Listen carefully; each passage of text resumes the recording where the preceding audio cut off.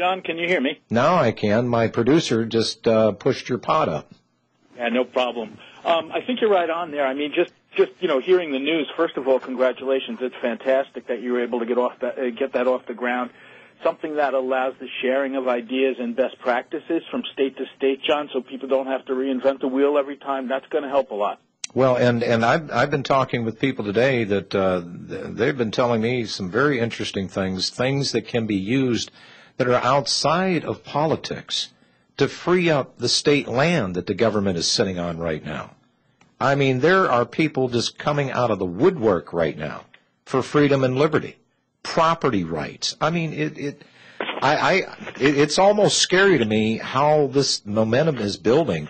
And I'll tell you what, I'm going to sit back, and I'm not going to pat myself on the back, folks, because I am not in this for the ego or the money. I'm not in this to scare the hell out of you people out there. We already know the problems. What we need is the cooperation of help of others to get the thing back on track.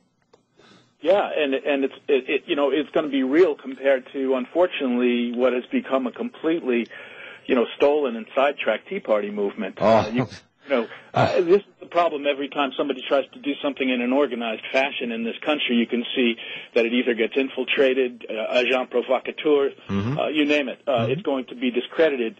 This sort of thing, it has to be grassroots. It has to be awakening. And I think you're also right, John. The amount of awakening that's going on right now is just amazing. This will help channel it. And, you talk about seeing things on TV and a C-SPAN. Most people, when they see something on TV, they think it's real. This is going to help. They'll realize they're not alone, and, wow, this really is building and growing. Well, and what's fascinating, and if I were to mention the host's name, some of his help made sure that they made the phone calls over to the people that I was working with in Missouri to get this ERN off the ground. If I said the name, you would be absolutely astounded. There are people out there that don't want this to happen because they want to keep cranking out the fear and the paranoia. And what is going to happen is all those agent, as you said, provocateurs, all those little entities out there that for whatever personal reasons or axes to grind or whatever it is, it was kind of fascinating. They made the phone calls over to my people in Missouri. And they said, well, that John Stadtmiller, yeah, he's hard to work with. He's a taskmaster. You're not going to be able to work with him. We're warning you right now. And the only thing that the woman said at the end, well, thank you very much. Now that I know, I really want to work with this guy. So, all these games and all this stuff, folks, we have positive motion getting this country back. All the little naysayers and the ne'er-do-wells and the doomsayers are going to fall by the wayside. I want to see this country start to get back on track before I draw my last breath. And it is doable, folks. We're going to see how much we want freedom and liberty, and guess what? We can do it without firing a shot. Very, very true. All right. Hey, Ed, appreciate it. Yeah, no problem. Robbie, if I have one more minute, just to say, first of all, I only became aware of you later on than both Bob Chapman and John Stadtmiller, who I've been listening to longer. I want to let you know, I think The Flip Side is just a fantastic radio show. Thank you, man. Appreciate it. I mean, what you've been covering lately, by the way, I was an early adopter, as it appears you are, of Zero Hedge. What a fantastic outlet for really cutting-edge information. And I can see the extent to which you've worked it into your, checking it and then working it into your commentary. The other thing I wanted to ask you about, you started off the show with a really interesting topic that I know Bob Chapman will have a lot to say and think about as well. Hey, before you do that, I just want to give a heads up to people if they're tuning into the program just recently or just a new listener. Bob Chapman of the International Forecaster has been battling the bad guys for some 50 years. So think about that, folks. You just may be waking up out there. Bob Chapman has been in the fight for a half a century. I caught one of Bob's shows where he was talking about, none dare call it conspiracy, and some of the real early American patriots who were onto this and how he was right there. So I loved it. I'm in my mid-50s, and the changes I've seen in this country are just, that's why I'm on the phone with you and donating money and in touch with people like Bob and all of that. But I did want to just point out to Robbie, pardon me, Jim Willey wrote such a good piece on February 3rd about the breakdown of the gold market, where he really says a great disconnect exists in the gold market between the exchange futures contract price, the paper price, and the gold bullion price. In other words, the physical price. And you started out talking about that tonight, Robbie. I was curious, what commentary, Bob may have on that. And Jim Willey is just a fantastic source. I've heard Bob, rave about him in the past. I read everything he publishes the day he publishes it. Yeah. I mean, Bob, were you paying close attention to what the gold market was doing prior to the open yesterday? Up $20 in Europe. Miners were soaring. Then strange stuff started to happen. The cash market declined, but the futures market started to soar. Yeah, Robbie, let's cover that. I'm glad you brought that up again. Let's cover that and vet that out after this short break, ladies and gentlemen. 800-313-9443 to get on the program. We'll be right back. We've got loaded phones here. Before we leave the airways today, I want to vet this thing out, but I don't want to leave these callers holding. So, Robbie, hold me to it, okay? There you go. All right. Henry in Connecticut. Henry, do I have you? Hello. Oh, there you go. Okay, I got a couple of questions for Chapman. Number one, has he heard of a gentleman by the name of James Dimes, D-I-M-D-I-N-E-S, and also Larry McMillan, M-C, no A, M-I-L-L-I-A-N?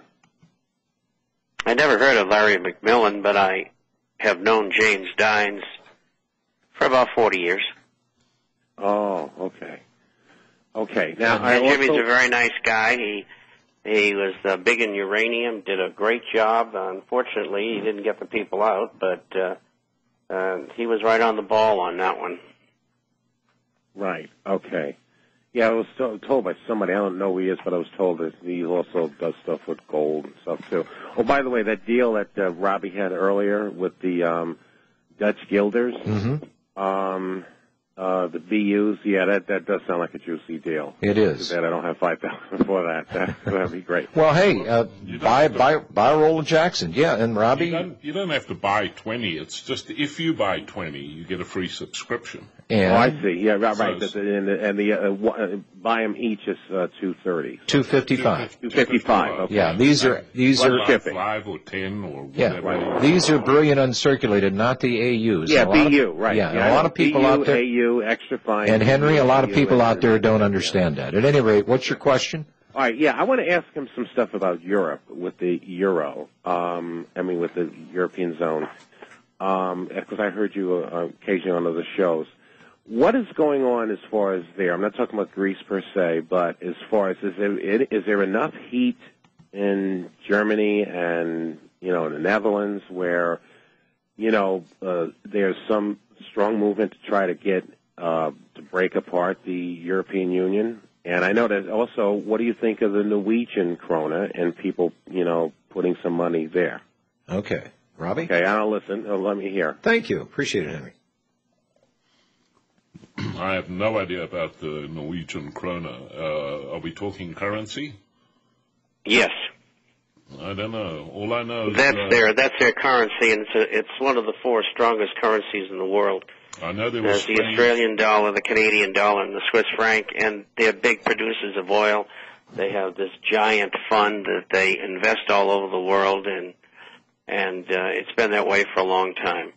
All I know, there was some strange action going on in the Swiss franc on Friday that nobody can explain to me.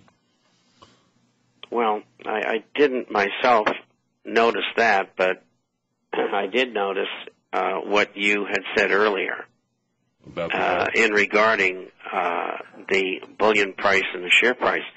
The reason we had the bump on Friday in the shares was that the cartel participants were covering their shorts, and they did that again today.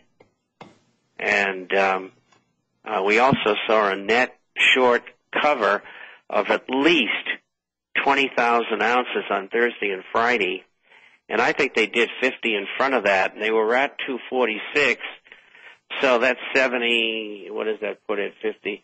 About 180,000 short net on the COMEX, and normal is 95. So a couple of more days, they'll be out of their short positions, both in the shares, producers that is, as well as in gold and silver bullion. And, of course, this is a guesstimate on my part, but as a long-term observer, I see that happen. And, in fact, in a couple of issues back, I predicted this was a situation, and this is what exactly would happen. And, of course, they are selling out their long dollar positions, and they started that last Friday as well. And so as soon as they finish doing that, they'll go short the dollar, and they'll probably go right through 74 down to 71.18. And I don't think it's going to hold.